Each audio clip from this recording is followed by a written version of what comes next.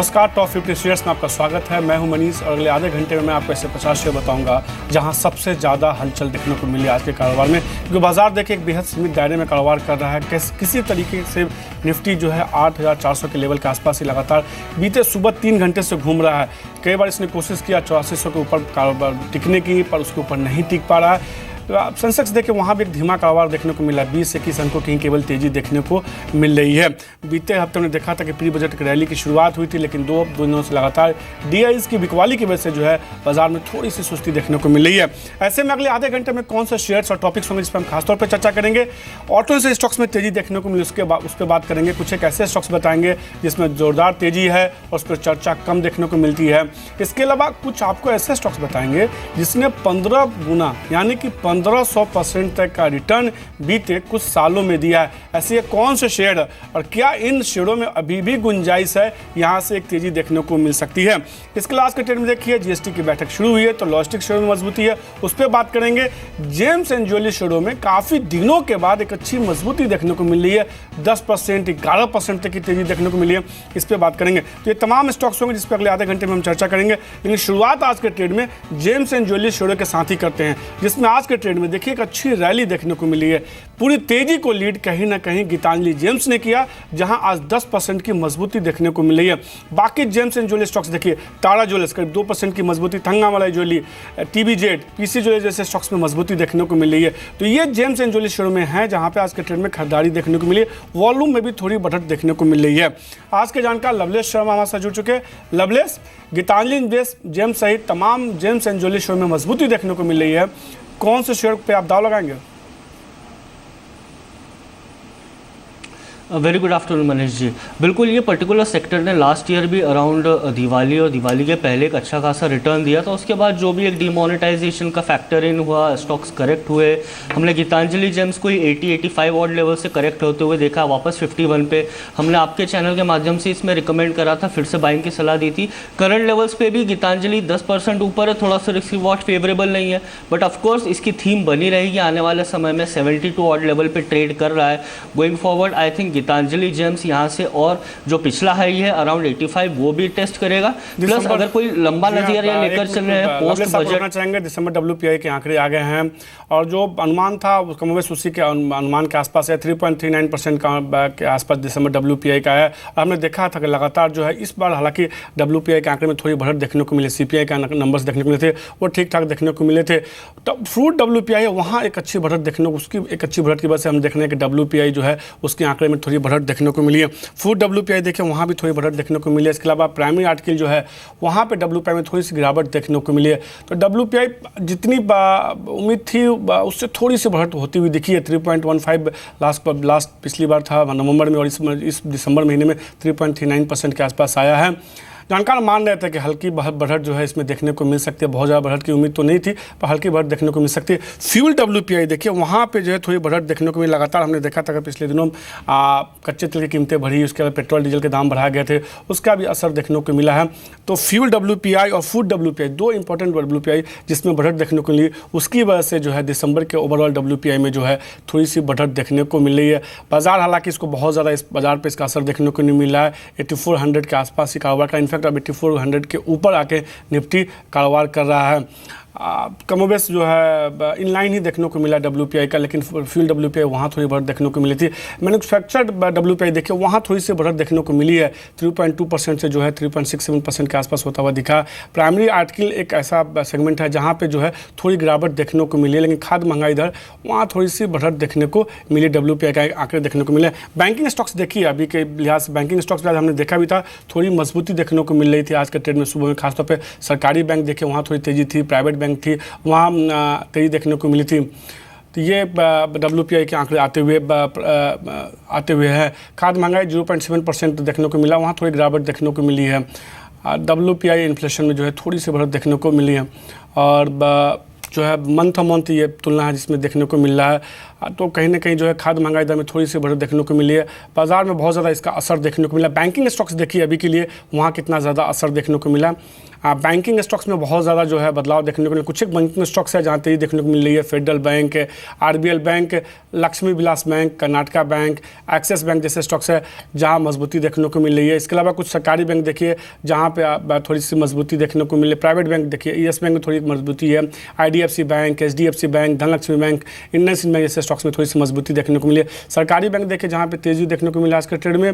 Bank of Maharashtra, Punjab and Sindh Bank, IDBI Bank, IOB Bank, UCO Bank जैसे stocks है जहाँ पे थोड़ी सी मजबूती देखने को मिले। क्या राय होगी लवलेस बैंकिंग स्टॉक्स पे आपकी अभी जिस तरह से डब्ल्यूपीआई के नंबर्स आए उसके बाद? जी, बैंकिंग स्टॉक्स मेरे ख्याल से और फर्दर लीड करेंगे। अभी तक के हमने जो भी रैली देखी है पीएसयू बैंक्स में स्पेसिफिकली, वो सिर्फ एक शॉर्ट कवरिंग है जो मेरे ख्याल से अनवाइंड हुई है। यहाँ से अभी भी मोमेंटम बना रहेगा। स्पेसिफिकली अगर मैं बात करूँ तो एसबीआई करंट लेवल्स पे काफ़ी अट्रैक्टिव है, 253 के लेवल्स पे ट्रेड कर रहा है। डेली चार्ट में अगर देखें तो नवंबर स्टार्टिंग से इसमें एक ट्रायंगल फॉर्मेशन पैटर्न फॉर्म हो रहा है, जहाँ कहीं ना कहीं डिमांड 240 टू 45 पे स्थिर है, जबकि स्टॉक डिक्लाइनिंग एक ट्रेंड बना रहा है। मेरे ख्याल से यहाँ से डिमांड में थोड़ा सा और स्पर्ट आएगा पोस्ट डब्ल्यूपीआई नंबर्स। बैंकिंग में और एक्सपोजर लेंगे लोग। 253 पे करंट लेवल्स पे ट्रेड हो रहा है। मेरे ख्याल से एसबीआई में आप तेजी कर चल सकते हैं। 275-76 सकते टारगेट दिखेंगे। कुछ बैंकिंग स्टॉक्स में मजबूती देखने को मिल सकती है, इस पे पसंद। इस दौरान हमारे साथ बिंदा जागीरदार भी जुड़ गई है। मैम शुक्रिया जी बिजनेस को समय देने के लिए। थोड़ी सी डब्ल्यूपीआई में बढ़त देखने को मिली है, हालांकि देखिए खाद महंगाई था उसमें थोड़ी गिरावट देखने को मिली है। कैसे देखते हैं इसको आप? ये जो डब्ल्यूपी नंबर्स आए हैं ये तो अभी ट्रेंड के मुताबिक ही हैं। हम ये एक्सपेक्टेशन ये था कि हाँ डब्ल्यूपी नंबर म्यूटेड दिखे। जब सीपीआई नंबर का भी डेटा आया था वो भी कम ही था। तो अभी तक जब जो डिमोनेटाइजेशन का इम्पैक्ट है, एक तो वो है और दूसरा है ये सीजनल इम्पैक्ट और तीसरा है बेस इफेक्ट। तो इन सबको मिला के जो डेटा है, जो इन्फ्लेशन का डेटा है, वो अभी तक नीचे ही रहने की उसके एक्सपेक्टेशंस हैं। इसे जो अभी डेटा आया है, जो जी बिजनेस जो डब्ल्यूपीआई का डेटा अभी आप जो दिखा रहे हैं, ये कम है, ये म्यूटेड है, 4% के नीचे ही है और उतना ही रहेगा अभी अब 1-2 महीने और ऐसा ही रहेगा। क्योंकि देखिए हर महीने हर साल इस समय ये जो सीजन है, इस सीजन में इन्फ्लेशन कम होता ही है क्योंकि क्रॉप आ जाती है और वेजिटेबल्स और फ्रूट्स जो जिनका इम्पैक्ट बहुत था डब्ल्यूपीआई इन्फ्लेशन पर और सीपीआई इन्फ्लेशन पर। होलसेल प्राइसेस और तो फ्रूट वेजिटेबल्स के तो एकदम क्रैश हो गए हैं।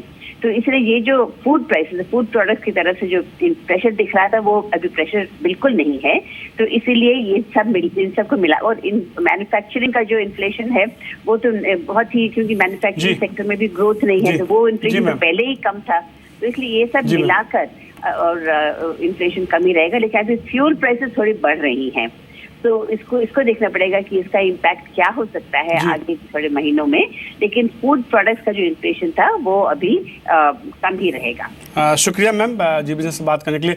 तो ये सीनियर इकोनॉमिस्ट बिंदा जागीरदार बताते हुए कि अभी एक ऐसा दौर होता है इस महीने में कि हिस्टोरिकली अभी खासतौर पर डब्ल्यूपीआई में गिरावट देखने को मिलती है और खाद महंगाई दर में इसी वजह से हमने देखा है थोड़ी गिरावट देखने को मिली है। कुछ सब्जियों की जो है उपलब्धता बढ़ती है उसका असर देखने को मिलता है। लेकिन आज एक बड़ी खबर है और कहीं ना कहीं एक गर्व की बात भी है कि इंटरनेशनल एक्सचेंज की जो है आज से ट्रेडिंग शुरू हो चुकी है, जिसमें 1-2 घंटे नहीं 22 घंटे तक ट्रेडिंग होगी।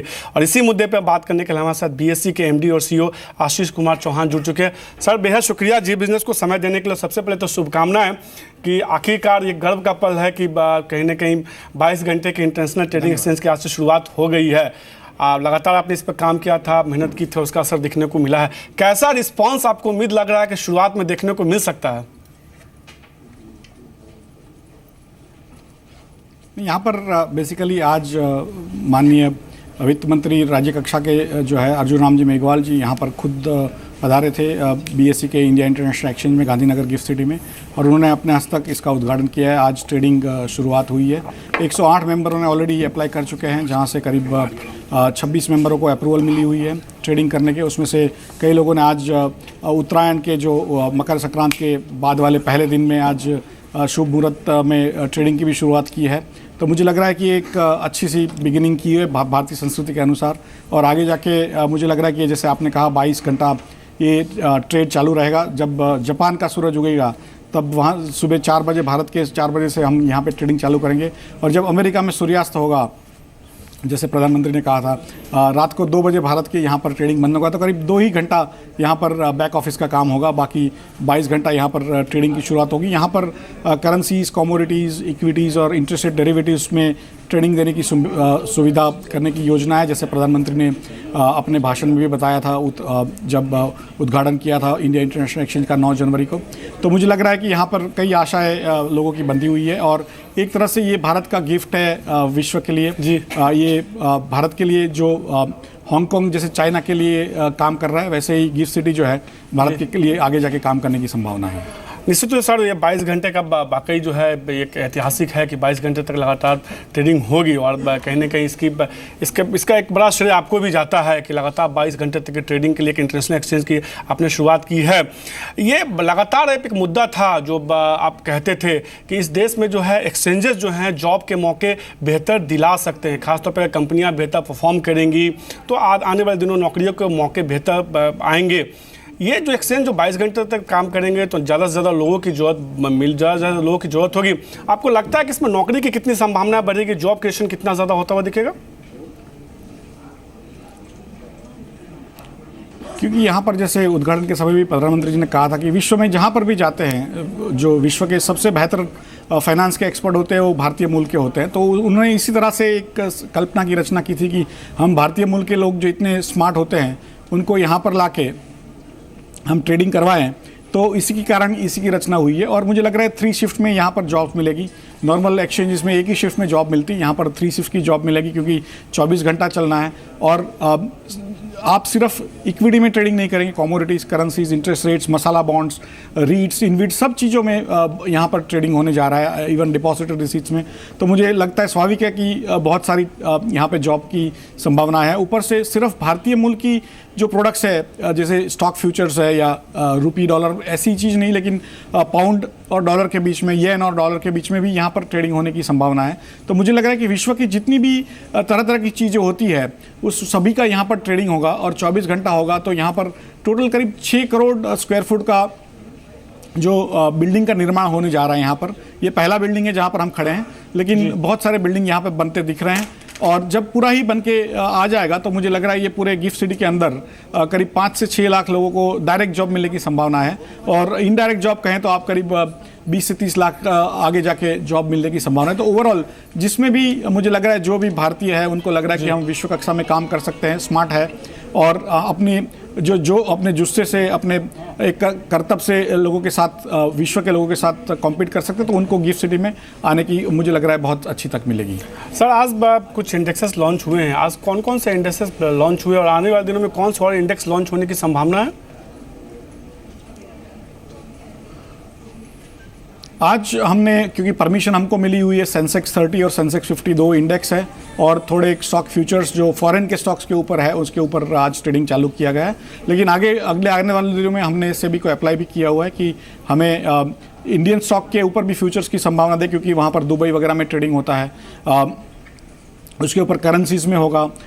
फॉरेन के जो इंडेक्स है S&P वगैरह के साथ भी हमारी बातचीत चल रही है, जिसमें डाउ जोन्स के भी बात चल रही है, ट्रेडिंग की बात चल रही है। तो ऐसे कई इंडेक्सेस जो है विश्व के वो यहाँ पे ट्रेडिंग होंगे। कई स्टॉक फ्यूचर्स जो दूसरे देशों के हैं वो भी ट्रेड होंगे, हमारे देश के भी होंगे। ऑप्शंस में ट्रेडिंग होगा, करेंसीज में, कमोडिटीज़ में भी ट्रेडिंग होगा, जैसे गोल्ड, सिल्वर। वैसे ही हमने अप्लाई किया हुआ है, अभी उसके हम लोग अप्रूवल की राह देख रहे हैं। और इंटरेस्ट रेट फ्यूचर्स वगैरह के अंदर भी यहाँ पर ट्रेडिंग होने की संभावना है। सर एक बड़ा सवाल है कि अभी शुरुआत में जो अगर निवेश की बात करें तो कितना निवेश हुआ है और बीएसई की तरफ से कितना निवेश किया गया है, और आने वाले दिनों में आपको लगता है कि इसमें और कितना ज़्यादा निवेश होता हुआ दिख सकता है अगर हम short term to medium term की बात करें तो? नहीं, हमारे जैसे 108 मेंबर है, हर एक मेंबर को करीब करीब 1 से 2 करोड़ रुपए का तो लिक्विड नेटवर्थ रखना पड़ता है। फिर यहाँ पर उन्होंने ऑफिस लेनी है, यहाँ पे लोगों को लगाना है। तो मुझे लग रहा है आगे जाके जैसे 200 या 300 मेंबर बन जाते हैं तो करीब करीब 1 से 2 हज़ार करोड़ से भी अधिक की तो यहाँ पर ब्रोकर द्वारा निवेश होने की संभावना है। और बीएसई खुद यहाँ पर 500 करोड़ से भी अधिक रुपया डालने जा रही है। तो करीब करीब बीएसई और उसके मेंबर जो इंडिया इंटरनेशनल एक्सचेंज है उसके मेंबर को मिला के 2 से 3 हज़ार करोड़ का तो यहाँ पर निवेश होने वाला है। उसके ऊपर जो ट्रेडिंग के लिए जो मार्जिन आता है उसके वो अलग से। तो मुझे लग रहा है कि ओवरऑल एक नया जो सेंटर बनता है उसमें धीरे धीरे करके लोग पैसे लाते हैं, उनका कैसे व्यवहार होता है एक बार लोग जान जाते हैं तो मुझे लग रहा है आगे जाके बहुत अधिक पैसों के यहाँ पे निवेश होगा। सर आखिरी सवाल होगा, बीते कई दिनों से हम देख रहे हैं कि लगातार ये इवेंट चल रहा है, प्रधानमंत्री मोदी खुद आकर नरेंद्र मोदी जी ने खुद आकर उद्घाटन किया, लगातार आप इसके साथ जुड़े रहे हैं। रिस्पांस ब्रोकर्स का खासतौर पर कैसा देखने को मिला है? उम्मीद है कि बेहतर देखने को मिल रहा होगा। नहीं, यहाँ पर कई ब्रोकर आज भी उस दिन तो आए ही थे 9 जनवरी को, बहुत सारे मेंबर्स भारत में और विदेशों से आए थे उस दिन 9 जनवरी को, लेकिन आज भी कई मेंबर्स ने फ्लाइट में भी हमारे संग थे और आज दिल्ली से, कलकत्ते से, चेन्नई वगैरह से, कई जगहों से आज भी मेंबर आए हुए हैं देखने के लिए कि भाई ये ट्रेडिंग कैसे चालू होगा। कई लोगों को लग रहा था और कई ऐसी भ्रमणा भी फैलाई जा रही थी कि ये एक्सचेंज का प्रधानमंत्री जी ने उद्घाटन कर दिया, लेकिन उसका जो ट्रेडिंग चालू होगा करीब 6-8 महीने लगेंगे, जबकि अगले उसके 7 दिन के अंदर अंदर इसका ट्रेडिंग चालू हो गया। तो लोगों को भी एक तरह से ताज्जुब है कि भाई ये भारत में आज कितना फास्ट जा रहा है, अच्छे दिन आने की संभावना ज़्यादा लग रही है अभी। शुक्रिया सर, कहीं ना कहीं 7 दिन में शुरू होने का श्रेय कहीं ना कहीं आपको भी जाता है कि इतना कम समय में जो है ट्रेडिंग को शुरू कर दिया गया है। तो इंटरनेशनल एक्सचेंज में आज से ट्रेडिंग शुरू हो गई है, जिसमें लगातार 1-2 घंटे नहीं 22 घंटे तक ट्रेडिंग होगी। शुक्रिया सर जी बिजनेस से बात करने के लिए। हमने कई सारे स्टॉक्स आज देखी आज के ट्रेड में, खासतौर पे जो ट्रेडिंग के कारोबार से जुड़े हुए हैं वहाँ भी तेज़ी देखने को मिल रही है। लवलेस, क्या राय होगी आपके जियोजित, BNP पारिबा जैसे स्टॉक्स पे, इसके अलावा JM फाइनेंशियल जैसे स्टॉक्स में, जिसमें हमने देखा है कि बीते 1-1.5 महीने में एक अच्छा मोमेंटम देखने को मिला, अब थोड़ी सी गिरावट देखने को मिला, आज हल्का सा पुलबैक है इन तमाम शेयरों में। बिल्कुल, मेरे ख्याल से ये एक पर्टिकुलर स्टॉक्स में रिवाइवल लास्ट ईयर ही आ चुका है। जिस तरह से स्पेसिफिकली ब्रोकिंग कंपनीज के स्टॉक्स ने परफॉर्म करा है, कंटिन्यू रहेगा। आप एडेलविस को देख लीजिए, मैं इस पर्टिकुलर स्टॉक को फॉलो भी करता हूँ। 50-56 के लेवल से इसने एक कंटिन्यूस रैली दी थी, ऊपर में गया था 110-115 तक के, थोड़ा सा करेक्शन है। मेरे ख्याल से इसने 200 डेज मूविंग एवरेज पे सपोर्ट भी ले लिया है। जहाँ तक मैं समझता हूँ इसमें रिवाइवल हो चुका है। ऑन द डाउन साइड एक वॉल्यूम भी आई है, 108 के लेवल्स पे आ रहा है। अगर कोई इस पर्टिकुलर क्षेत्र में एक्सपोजर लेना चाहे तो एडलविस पे मेरी बाय की सलाह रहेगी। 116 में मेरा टारगेट रहेगा, नीचे में 106, 105 एक स्टॉप लॉस लेकर चल सकते हैं। 106 के स्टॉप लॉस के साथ खरीदारी करके चलिए, एडलवाइस में और अच्छी मजबूती देखने को मिल सकती है।